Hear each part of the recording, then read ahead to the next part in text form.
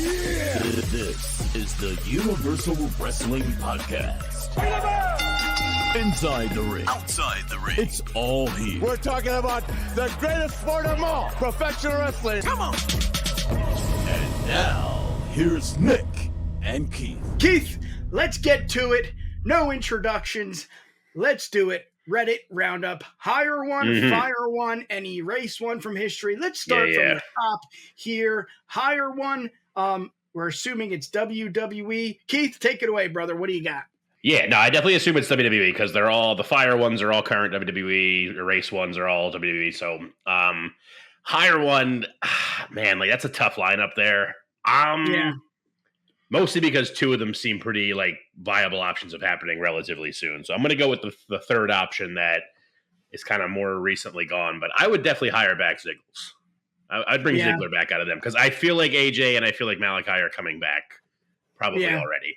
So just to be different, I would say Ziggler back. I don't know why they even finally got rid of him, man. Yeah, I don't understand. Crazy that. I know underrated. Maybe there was something with him attached to Vince McMahon and the first IC champion with that Pat Patterson. So I don't know if that had something to do with it, but very odd, very odd. I don't know. Maybe it's kind of like the Lashley thing, but I'm going to go with Malachi. I just don't think he's going to come back. I don't see that. Buddy Matthews just re-signed with AEW. Malachi is having a good career as in like, he's not working a lot, but he's making a shit ton of money. So I want to see that back, and I want to see the black mass. I want it all, baby. Let's get to it. I want him back. I said I think he's coming, so I didn't pick him. But he would have been my real pick. AJ is definitely coming back. Man, the second row, Keith. It's easy for me, but I know these four are some of your favorites: Rhea Ripley, Dirty Dom, Liv Morgan, and Drew McIntyre. Keith, you got to do it. I know. Fired. Let's hear it. I hate to do it. Out of those four, I'm going to go Liv. Yeah, baby. We agree. Yeah. I think her in-ring capability is blah. I think her mic skills is blah. I think she looks great, and maybe that's why she's getting opportunities, and that's just life. I'm not going to get into it. This is no politics. That's what I agree. Yeah. See ya. You nailed it. It's really just like her. She's not awful.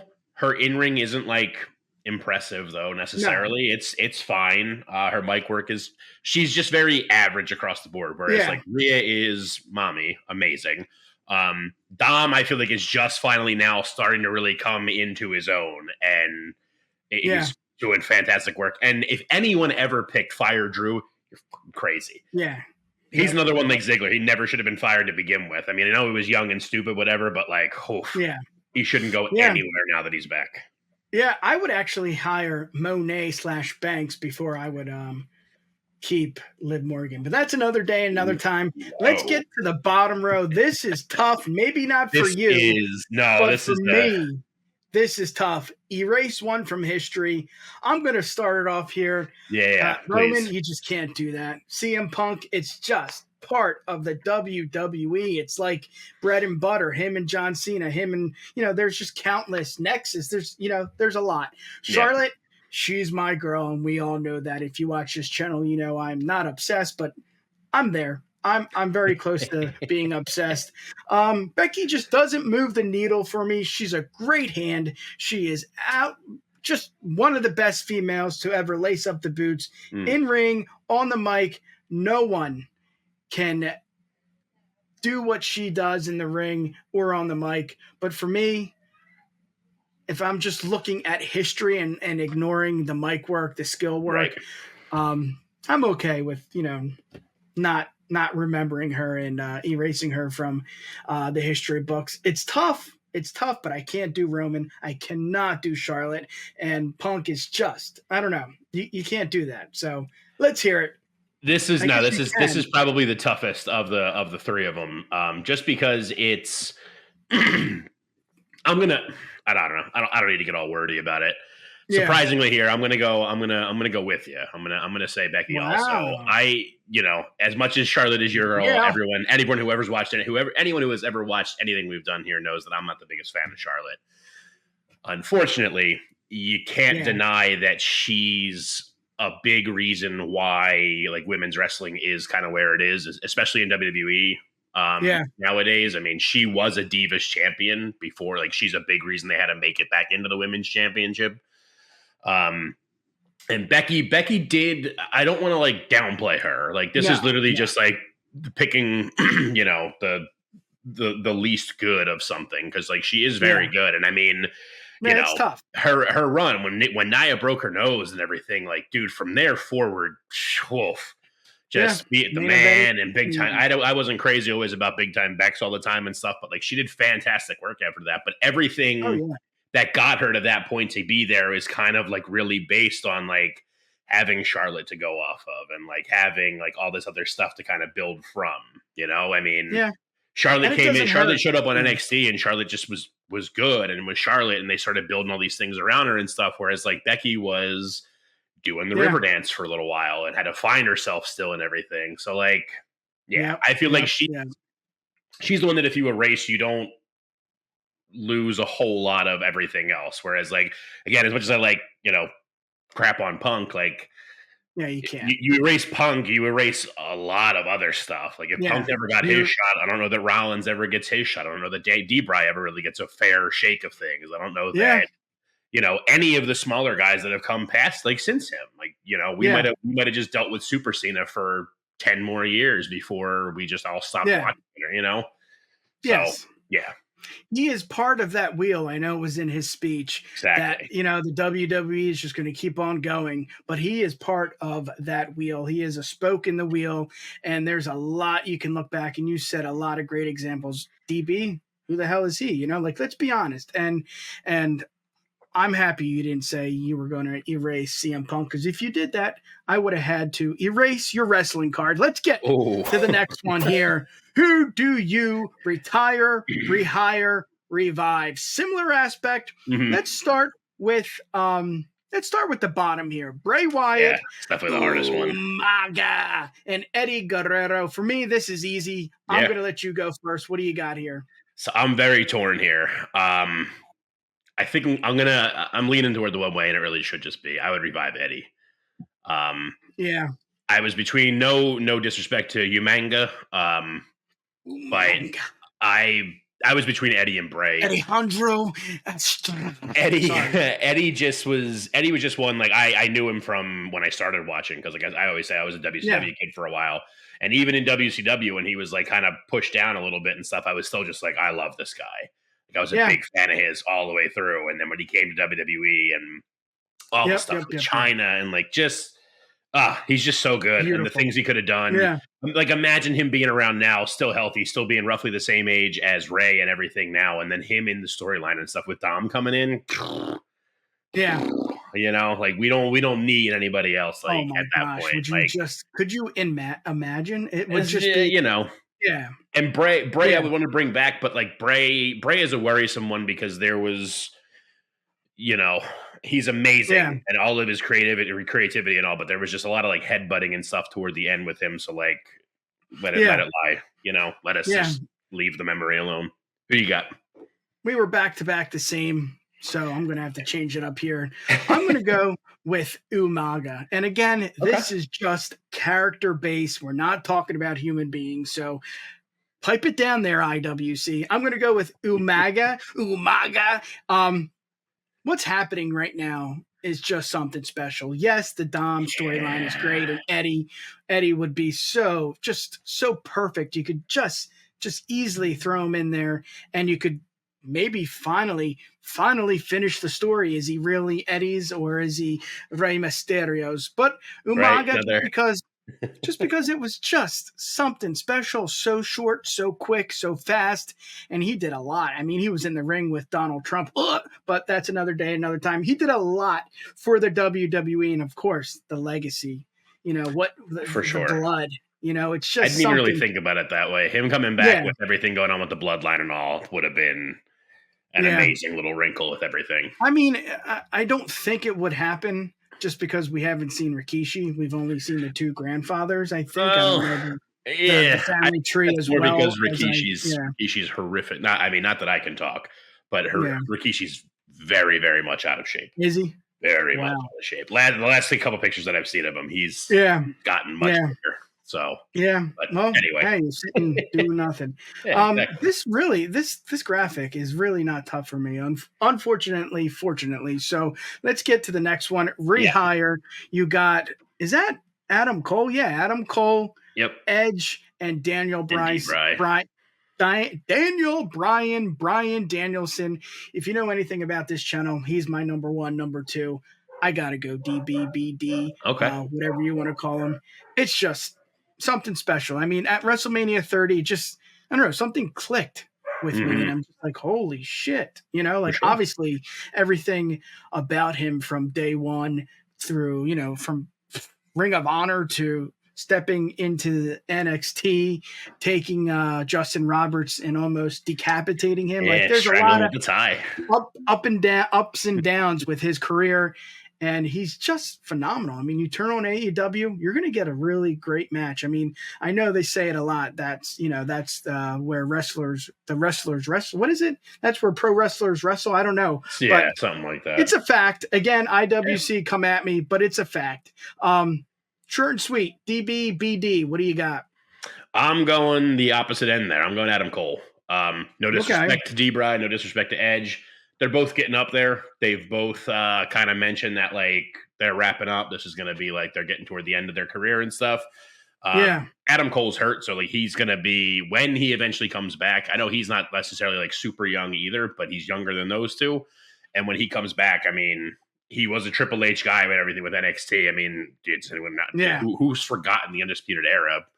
Like, so no one. Bring him back now without having, you rehire him to WWE without having Vince over the shoulder of like, he's too small, he's bad, man, trying to make him a manager and stuff. And let Triple H book him, you know. Yeah. He's great too. Yeah. It writes itself, honestly. You don't need to do much. Just remember that match. Hey, Daniel Bryan and Adam Cole on SmackDown. I mean, they didn't know what to do, and they put on banger after banger after banger. Again, this one's easy for me, so I'm just going to get right at it.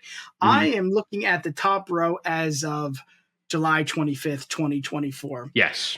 I don't want Roman gone. I don't want Seth gone. Finish the story. Man, you could just end your career there. I'm going to finish his story. See ya. Goodbye, Cody Rhodes. What do you got? Yeah, I mean, I don't want to be all samesies all the time, but I'm with you out of them.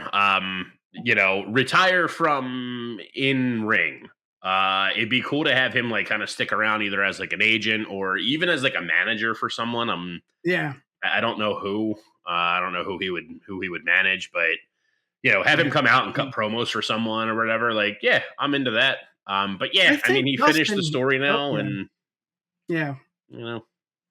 I mean, technically Roman could retire too, but there's just so much more you could do with the bloodline, right? Because they're only in the sixth inning. Exactly. Yeah, bottom of the sixth.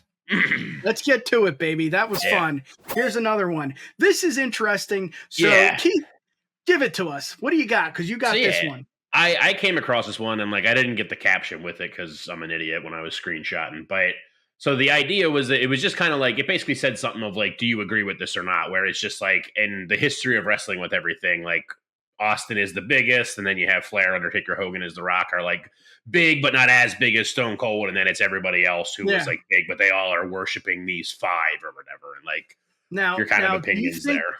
Do you think it matters on the bottom, on the floor, where each wrestler is? I didn't take it that way. I looked at it more. I really just felt like it was like anyone on the floor was like just, paying up to these guys, the five that are sitting and looking toward them. Because it felt weird to me that like Kane and Ultimate Warrior were like bigger ones that were also bowing. I was like, yeah. I don't know that they're on the same level as each other in terms of size or, history necessarily. Yeah, exactly. So. I mean, just right off the bat, I 110% agree with Stone Cold Steve Austin. As much as people say that was a short and exciting time for the WWE, he did it all. I mean, I'm not going to run down his help me out. What am I saying? I'm not going to run down accolades. Thank you. I need some APA there. Accolades. he's just the one, and I agree with that. What do you got with Stone Cold? And then let's get into it. Rick, So woo, yeah, I Taker, mean, Hogan, Rock. I think, and the reason I like wanted to bring this one on here because like I think it's always like interesting to talk about because like whenever you see these kinds of things, or like when people talk about like their wrestling Mount Rushmores, which we did before too, find that here on the channel. Yeah. But you know when you Woo! talk about Right. those kind of things, it's like it's always tough because it's always going to be like your time period, like your prime time, your big fandom time is always going to be the Yeah. one to you that looks the best for it. So Yeah. like, you Or know, your favorite.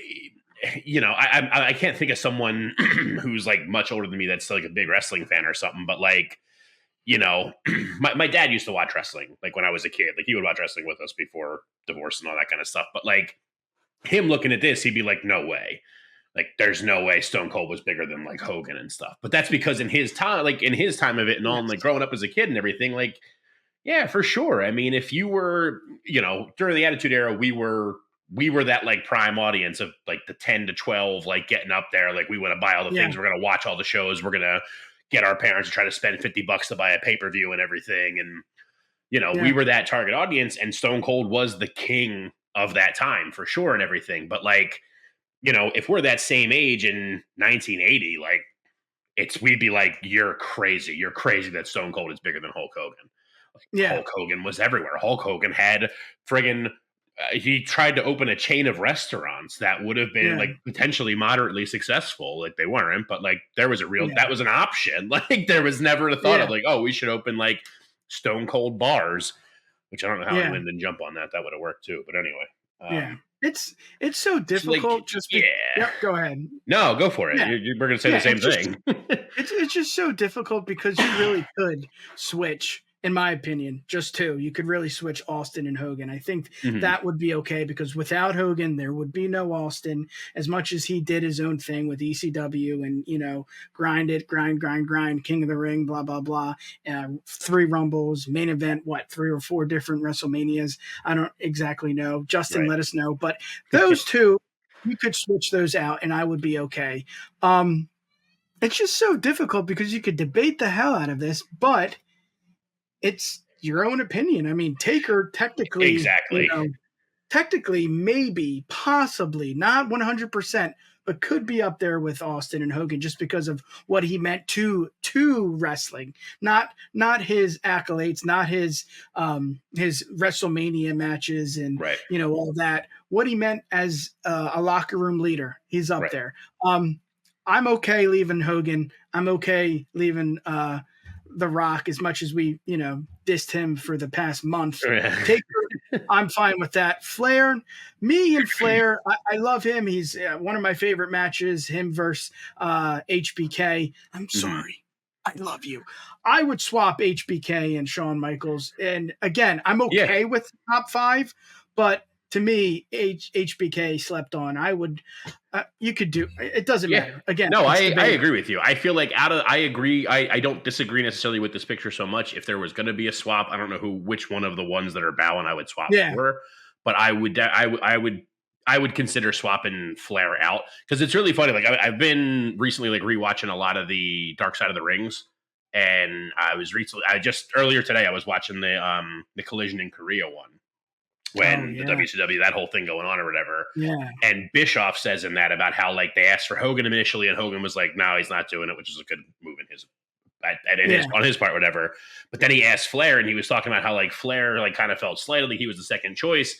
And Bischoff made a good point where he was just like, well, like Hogan is like world renowned. Like there are people like who aren't really wrestling fans at all that if you showed them that are younger than us even, and if you showed them a picture of Hogan, they would know immediately Hogan and brother and like they would have all those things. Whereas like I don't know that Flair would have the same thing. Flair was big. Flair's huge and very influential to us as like wrestling fans. But like you kind of have to watch to the average world like regular person. You show them Hogan, they'll know who Hogan is. You show them Stone Cold, they understand who Stone Cold is. The Rock, too. The Undertaker, also this very defined thing. Ric Flair was very much just like a wrestling kind of like big deal, more so than, you know, big deal overall. So I'm going to hit you with who names. I would switch with it. Let's get to the bottom. Let's get to the floor. I'm going to hit you with some names just because we're not going to go over every single one. But the first one, absolutely stands out. John Cena. Is that okay? Yep. What do you think? Okay. He could come up. I could maybe Yeah. swap him with Ric Flair. Um, Maybe even Yeah. Andre. Yeah. Yeah. Um, but Yeah. And then, the rest is where you get yeah. kind of like get a little muddier. Yeah. Eddie, I agree with. Randy, Macho, Angle, Brett. That's another debatable one. Booker T, as Mhm. much as he, made his name in WCW, but did a lot more entertainment, pro wrestling in the WWE. I'm okay leaving him. Who are you? Give me some names. Who you okay leaving, or would you like, for instance, Goldberg? What do you got? Give me something. See, he's another tough one because I was such a WCW kid, and like when I Oh was a yeah, kid and his initial run, if I'd have been like, "You're crazy," Goldberg should be up there over, yeah, I don't know who I would have picked even then, but yeah. Like, what about I'm like okay with like a Steamboat being down there is fine. Like yes, He's another one that's like he's huge for us, but like no one would friggin' have any idea who he is no, with a second look. Um, same with like I wrote them all in together in that same kind of thing. Steamboat, Jake the Snake, oh unfortunately, yeah, Piper, Ted DiBiase, Dusty, even like they're all yeah, fantastic to us because of like what we know in wrestling and everything, and like how they paved the way with stuff in wrestling. But like you show someone a picture of Jake the Snake without like not wearing his tights and not holding Damien, yeah, I guarantee you like very few people would yeah, actually know who he is yeah. or care I'm about him okay. really at all. Yeah. And I'm okay leaving Ted DiBiase. I don't really think I'm not going to be a know-it-all, but I don't know how many wrestling fans really know what he did for the Right. industry. I mean, we're not going to go into it. Google it. I think it's on one of the Dark Side of the Rings. He's done a lot. Yeah. For me, debatable. And I'm sorry again, IWC, UW, whatever. Sting, Mr. Perfect, Batista, absolutely no way. Absolutely no way. I'm okay with Jericho. Edge, he's on the line there for me. Brock Yeah. Lesnar, as much as he has a shitty past, he kicked some ass, man. He kicked Mhm. some ass. He was one of the next big thing. So Well, he was. He yeah. was the next I, big thing for sure. I don't again, I don't know when this was created, but you don't see a Roman Reigns or a Cody. I'm okay with that. I think Randy deserves to be there. Give me your give me something else. I mean, obviously your boy Mick Foley's there, but what are I you more debating? Is it a Sting? Is it a Perfect? Is it an Edge? I don't think Warrior should be on there at all. Yeah, I I mean, know, but that's tough, every man. it's but I feel like it really isn't though, because like Yeah, yeah. No, I'm for with you. even for as much as like as much as we can like talk about how like wrestling was different in the 80s and it was a different kind of style and blah blah blah blah blah and everything like that. Oh, Like Roman is there. Damn yeah, it, my bad. no, but whatever, man. But like, so the whole thing, like, just as much as like wrestling and everything in the industry and whatnot and all was like so different in the 80s, it's like you still like I can go back and watch the main event of WrestleMania 3 with Hogan and Andre. And it's like, it's not amazing technically or anything like that, but the story No. of it all and everything is like, whoa, wow, holy crap. And the first time in the slam and, well, and everything Yeah, like that. But like, I can't say the same for like rewatching Hogan Warrior from whatever WrestleMania that was. Justin will let us know in the comments, I'm sure. I want to say yeah, 5, 6, yep, maybe 6, whatever. The IC and the heavy, he was the IC, Hogan was the world, and yeah. that famous GIF where Hogan they're doing the test shake with the hands, and Oh Hogan's yeah, this way, this, and Warrior's yep, shaking his head as his dick and everything. Like that, yeah, they don't hold up. Like Warrior was never that great. He wasn't even that great of like a storyteller in terms of the ring stuff because he was just like, I'm fast and I do these like really basic power move kind of things. Like I don't really think yeah, he should be there. They brought him in to be the replacement for Hogan, and then he failed so hard they had to bring Hogan back. Like, yeah, no, yeah, you shouldn't even be there at all. You shouldn't be anywhere on this list, bowing down or not. yeah. You know, I I'm really just I don't understand why Batista's there. Do you? Is it evolution? Is it because I he had mean, great he's opponents? film famous now. I guess. Yeah, I don't know. yeah. I don't know. Kane Kane is rightfully so. I mean, without him, Taker is Taker, but that brother storyline was, maybe at the end of the day, it'll be one of the best or not the best storyline to ever grace us.